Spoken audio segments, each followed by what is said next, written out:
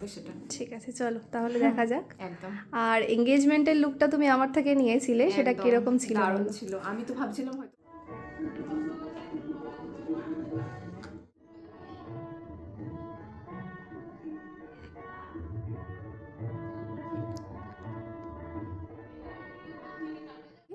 Hello, আচ্ছা, finally এটা তোমার বিয়ের লুক।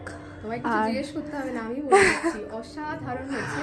প্রচন্ড টেনশনে ছিলাম, বাট হ্যাঁ। তোমার কাছে আগে তো রেজিস্ট্রির সময় ছিলাম, হুম সবাই বলেছিল খুব ভালো লেগেছে, হুম কিন্তু বিয়ের লুকটা নিয়ে বড্ড টেনশনে ছিলাম। সবার দেখতাম কেমন, সবাইকে ভালো লাগছে, আমায় কেমন লাগবে। But বিশ্বাস করো, আজকে আমি যখন নিজেকেই প্রথম দেখলাম ওটা কে, হ্যাঁ আমি হ্যাঁ, প্রথমেই বলেছিলাম যে ওটা এটা কে? ক্যাপচার করা তাই হয়নি। বলেছি।